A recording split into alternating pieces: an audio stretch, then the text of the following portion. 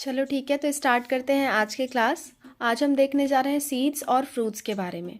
ठीक है, सीड्स और फ्रूट्स ये दो चीज़ें आज हम पढ़ेंगे डिटेल में पूरी। ओके, तो स्टार्ट करते हैं सीड से, क्योंकि अभी तक हमने कल की क्लास में हमने क्या पढ़ लिया था। कल की क्लास में हमने पढ़ा था कि आपका मेल और फीमेल गैमेट होता है, यानी कि एग सेल और मेल गैमेट उन दोनों से मिला करके एम्ब्रियो बना था, और आपके पोलर न्यूक्लियाई और मेल गैमेट को मिला करके बना था एंडोस्पर्म। इतनी बातें हम देख चुके हैं। अब मैंने आपको उस टाइम ये भी लिखवाया था कि ओव्यूल से क्या बनता है। ओव्यूल से यानी कि बीजांड से बनता है आपका बीज। ठीक है, तो उसी बीज के बारे में हम पढ़ने जा रहे हैं। ये कब बनता है? फर्टिलाइजेशन के बाद बनता है, बिल्कुल निषेचन के बाद ही बनता है। ठीक है, तो देखो यहाँ पे बीज के बारे में हम बात कर रहे थे। देखो, seed is and product of sexual reproduction. Sexual reproduction यानी लैंगिक जनन का अंतिम परिणाम जो होता है वो सीड बनना होता है। सीड बन गया तो हम मान लेते हैं सब कुछ पूरा हो गया है। ठीक है, अब नेक्स्ट जनरेशन की वहाँ से शुरुआत कर सकते हैं। सीड को, बीज को ही तो आप ज़मीन में लगाते हो ताकि एक नया पौधा बन सके।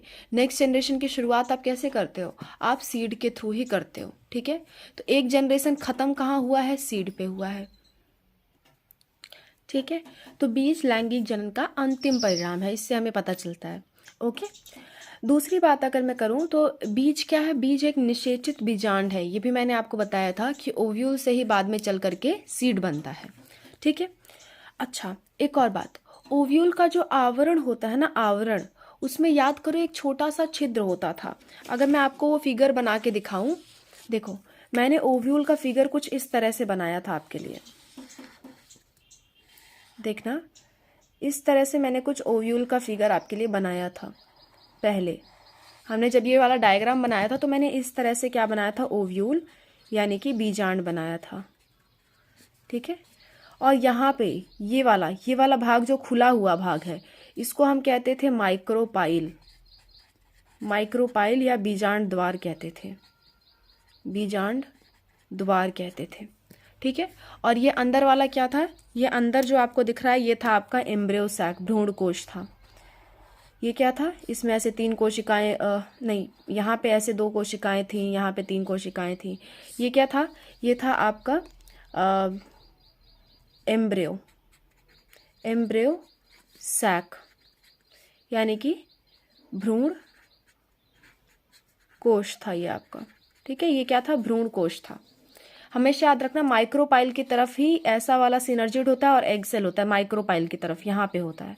ठीक है, ये थोड़ा सा शुरुआत में हमने गलत बना दिया था, फिर बाद में मैंने आपको सही करवाया था। चलो ठीक है, तो आपको ये याद रखना है कि जो माइक्रोपाइल है, इसी चीज से ओव्यूल से ही क्या बनने वाला है? बीज बनने वाला है। ओव्यूल से क्या बनने वाला है? सीड। तो सीड में ये माइक्रोपाइल नजर आता है। ये जो छोटा सा छेद है ना, वो बीज में भी नजर आता है। जरा ये बीज देखो, चने का है ना, चने का बीज देख रहे हो, इसमें ये जो बीच में छोटा सा छेद नजर आ रहा है वही क्या है? माइक्रोपाइल है। ये ओव्यूल के टाइम पे भी था, और ओव्यूल से जब बीज बन गया है तब भी ये माइक्रोपाइल यानी बीजांड द्वार प्रेजेंट है। ठीक है, तो ये जो बीजों में छोटा सा छेद आपको दिखता है ना इस तरह से, वो क्या है? माइक्रोपाइल है, बीजांड द्वार है। ओके, चलो देखो, वही चीज मैंने आपको यहाँ पे लिखवाई है कि जो आपका बीजांड द्वार होता है वो छोटे छिद्र के रूप में प्रेजेंट होता है, बीज में भी प्रेजेंट होता है, और वहां पे भी उसको माइक्रोपाइल या बीजांड द्वार ही कहते हैं। उसका कोई अलग से हमने नाम नहीं दिया वहां पे। और ये किसके लिए हेल्पफुल होता है? ये बीज में जल एवं ऑक्सीजन के प्रवेश के को आसान बनाता है। ठीक है, ताकि ऑक्सीजन और आपका जो वाटर है वो आसानी से जा सके उसमें। इस चीज़ को वो बहुत इजी बना देता है। ठीक है, तो इसीलिए आपका क्या है? इसीलिए आपका माइक्रोपाइल प्रेजेंट होता है। ये 2-3 बातें हो गई। अब देखो, सीड 2 तरह के होते हैं। किस बेसिस पे? इस बेसिस पे कि उसमें एंडोस्पर्म यानी भ्रूणपोष प्रेजेंट है कि नहीं प्रेजेंट है। भ्रूणपोष क्या होता है? मैंने आपको बताया था जब मैं आपको पढ़ा रही थी एंडोस्पर्म यानी कि भ्रूणपोष पढ़ा रही थी। भ्रूणपोष के आधार पे कि किसी बीज में भ्रूणपोष है कि नहीं है। अगर होगा तो उसे कहेंगे एल्ब्यूमिनस सीड, अगर नहीं होगा तो उसे कहेंगे नॉन एल्ब्यूमिनस यानी कि गैर एल्ब्यूमिनस या एल्ब्यूमिनस रहित, एक्स एल्ब्यूमिनस सीड्स। ठीक है, अगर उसमें एंडोस्पर्म या भ्रूणपोष किसी बीज में नहीं है तो उसे ये नाम दिया जाता है, गैर एल्ब्यूमिनस या एल्ब्यूमिनस रहित। अब किन बीजों में नहीं होता है भ्रूणपोष? तो सुनो, ये बात आप लिख लेना, जिस बीज में भ्रूणपोष ना हो उसे क्या कहते हैं, नॉन एल्ब्यूमिनस। किन बीजों में नहीं होता है, सभी द्विबीजपत्री पौधों में, सभी बीजपत्री पौधों के जो बीज होंगे उसमें क्या होगा, उसमें भ्रूणपोष एब्सेंट होगा, प्रेजेंट नहीं होगा, एक के सिवाय। एक इसका एक्सेप्शन है, एक इसका अपवाद है। अपवाद है आरंड यानी रेण। रेण आप जानते होंगे, रेण आप जानते हो, कैस्टर, आप देख लो स्क्रीन पे, इसी को कहते हैं कैस्टर या आरंड, ठीक है, या साधारण भाषा में इसे रेण भी बोला जाता है, ठीक है। यही एक ऐसा डाइकॉट सीड है, ये डाइकॉट तो है लेकिन फिर भी इसमें क्या होता है, इसमें आपका एंडोस्पर्म यानी भ्रूणकोष पाया जाता है, यही एक एक्सेप्शन है। बाकी सब सारे डाइकॉट में, बाकी सारे के सारे द्विबीजपत्री में बीजों में क्या होगा, आपका एल्ब्यूमिन प्रेजेंट नहीं होगा। जैसे जिस भी बीजों को आप दो पार्ट में डिवाइड कर सकते हो उसको याद कर लो, जैसे हो गया मटर हो गया, चना हो गया, राजमा हो गया, मूंगफली हो गया, बादाम हो गया, जितने भी आपको याद आ रहे हैं जिसको दो भागों में विभाजित किया जा सके, उन सारे में आपका एल्ब्यूमिन नहीं पाया जाता है सिवाय कैस्टर के, ठीक है। कैस्टर में एल्ब्यूमिन पाया जाता है, इन सारे में एंडोस्पर्म नहीं पाया जाता है और कैस्टर में एंडोस्पर्म पाया जाता है, भ्रूणपोष पाया जाता है, ठीक है। तो आप बहुत आसानी से याद कर सकते हो। ये एग्जाम्पल एनसीईआरटी में दिए थे तो मैंने नीचे लिख दिए हैं, पर खैर आप नहीं भी याद करोगे, डाइकॉट याद कर लो, द्विबीजपत्री, तो आपको अपने आप ध्यान में सारे आ जाएंगे, ठीक है। आगे बढ़ते हैं, देखते हैं दूसरे टाइप का सीड जो कि होता है आपका एल्ब्यूमिनस सीड्स। एल्ब्यूमिनस यानी ऐसे सीड जिसमें भ्रूणपोष हो तो सारे के सारे मोनोकॉट आ जाएंगे, सारे के सारे मोनोकॉट आ जाएंगे उसमें, सारे मोनोकॉट्स सिवाय ऑर्किड के। ऑर्किड एक फूल होता है, देख लो स्क्रीन पे, ऐसा कुछ फूल होता है। ये फूल क्या है, मोनोकॉट है, ठीक है। मोनोकॉट मतलब ऐसा नहीं जो खाने वाले बीज हो, सिर्फ उन्हीं के बीज, किसी के भी बीज हो सकता है ना।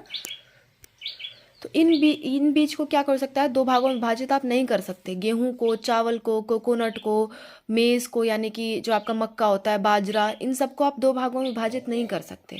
तो इन सारे के बीज क्या होते हैं, आपके एल्ब्यूमिनस होते हैं। यानी इनमें क्या कर सकते हो, इनमें आपको एंडोस्पर्म मिलेगा, ठीक है। इन बीजों में क्या मिलता है, एंडोस्पर्म मिलता है। याद करो, मैंने आपको एक इमेज दिखाया था, देखो स्क्रीन पे, मक्का का इमेज मैंने आपको पिछले 2-3 लेक्चर से मैं दिखाते आ रही हूँ। इसमें देखो आपको एंडोस्पर्म दिखाई दे रहा है, ठीक है। तो ये कैसा सीड है, एल्ब्यूमिनस सीड है।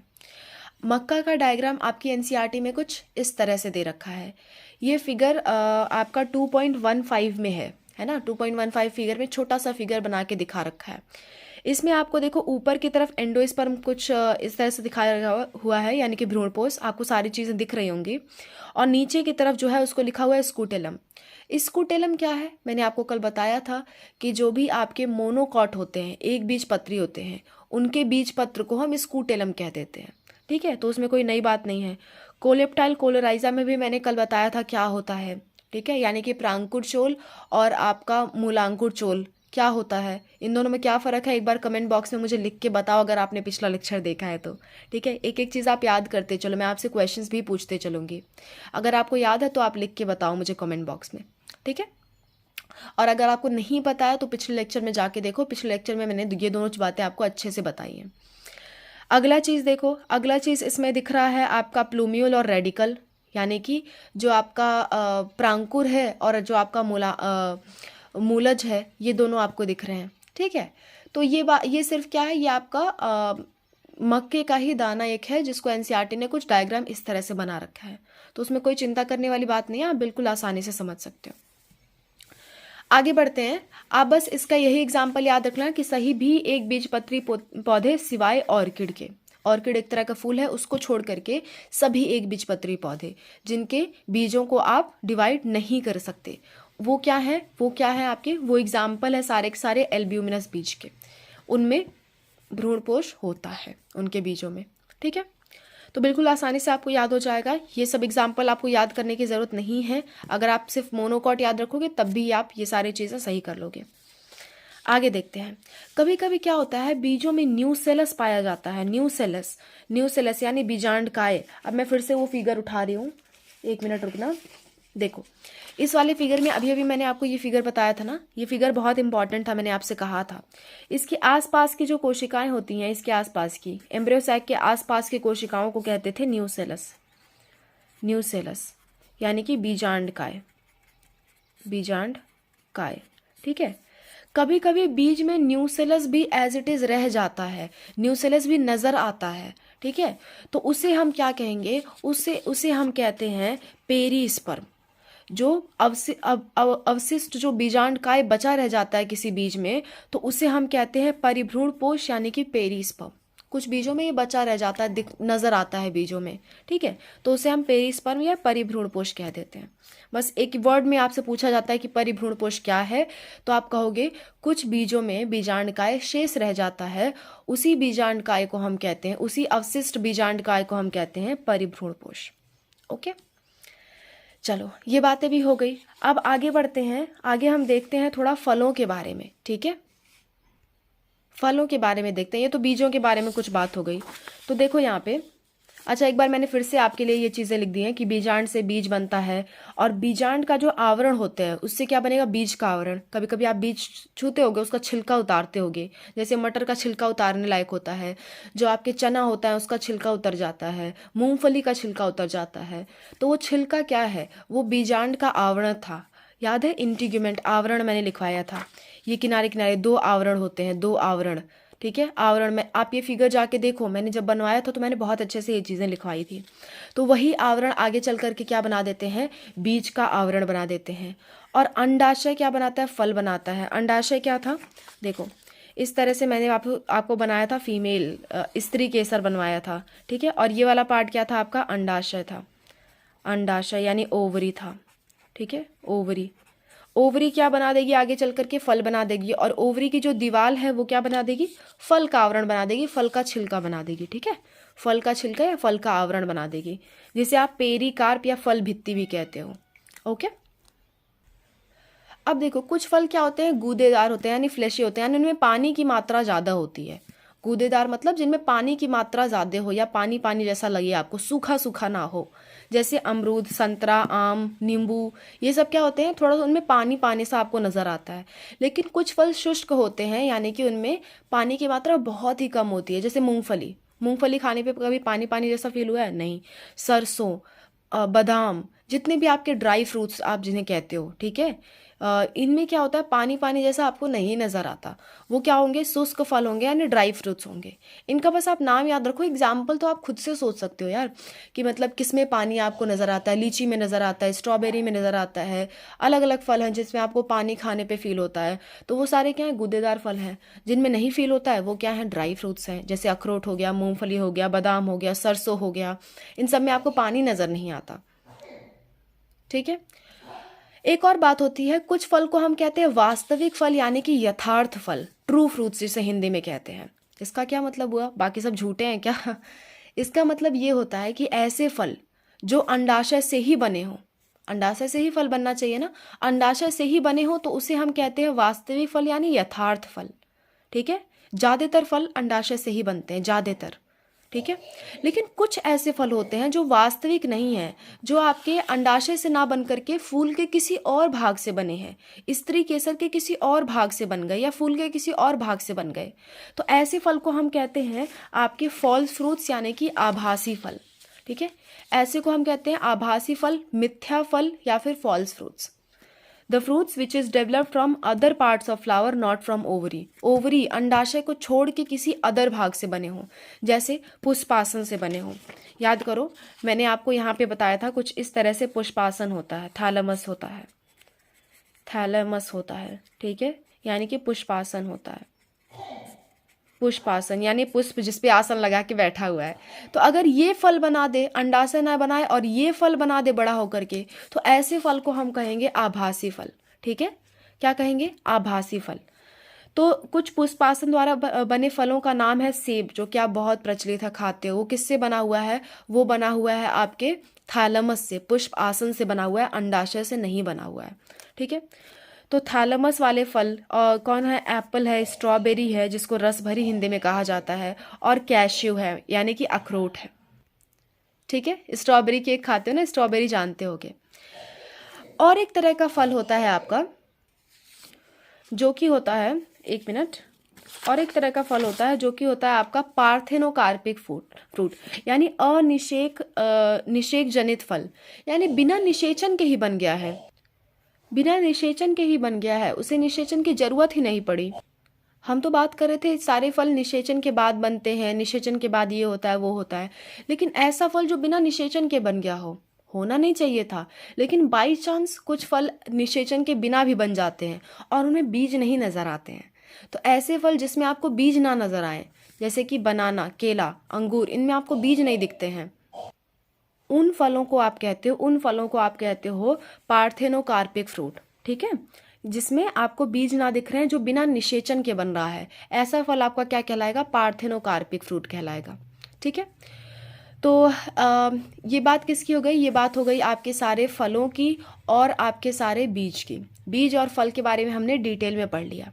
ठीक है, कल 2-3 और टॉपिक बच गए हैं, उसको हम कवर कर लेंगे और परसों आपका लास्ट क्लास होगा। ओके, तो आई होप आपको ये चैप्टर अच्छे से समझ में आ रहा होगा। एक एनसीईआरटी में फिगर है 2.15, वो फिगर कुछ इस तरह से है। देखो, मैं नहीं चाहती ये फिगर मैं आपका छोड़ूं, इसमें कुछ खास नहीं है, बस अलग अलग चीज़ों को एक साथ समेट के दे रखा है। पहली बात देखो, सबसे ऊपर लिखा हुआ है बीज पत्र। ये मैंने आपको बता दिया बीज पत्र क्या होते हैं। एक बीजपत्री पौधे, 2 बीजपत्री, किसी में 2 होते हैं, किसी में 1 होते हैं। फिर माइक्रोपाइल आपको दिखा रखा है, मैंने आपको बता दिया कि जो छोटा सा छेद बीजों में नजर आता है वो माइक्रोपाइल है। उसके बगल में देखो एक और बीज का एग्जाम्पल दे रखा है। ठीक है, उसमें बीज आवरण दे रखा है और आपका बीज पत्र बता रखा है, एंडोस्पर्म बता रखा है। तो अलग अलग बीज आपको दिखा रखे हैं। फिर नीचे भी एक बीज आपको दिखा रखा है और उसके बगल वाला तो आपके मक्के का बीज है, ये हमने देख ही लिया। फिर नीचे देखो 2 फल दिखा रखा है, दोनों आपके क्या है? मिथ्या फल है, यानी आभासी फल है। एक आपका क्या है? एक आपका सेब है और दूसरा स्ट्रॉबेरी है। तो इस फिगर में कुछ खास बात नहीं है, पर था आपके बुक में तो मैंने एक्सप्लेन कर दिया एक बार। ठीक है, आपका ये एनसीईआरटी 2.15 में दे रखा है। ओके, तो हमने फल और बीजों के बारे में आज डिटेल में पढ़ लिया। कल हम बीज का जीवन क्षमता देखेंगे, सीड वायबिलिटी देखेंगे, और 2 चीज़ें और हम देखेंगे, पॉलीएम्ब्रॉयनी और आपका एक एपोमिक्सिस। ठीक है, ये चीज़ें हम कल पढ़ लेंगे। उसके बाद एक चीज़ हम जो छोड़ रखे हैं उसको पढ़ लेंगे, उसके बाद आपका ये चैप्टर ख़त्म हो जाएगा। 2 लेक्चर में आपका ये चैप्टर फिनिश है। ठीक है, तो आज के लिए बस इतना ही, मिलते हैं नेक्स्ट क्लास में।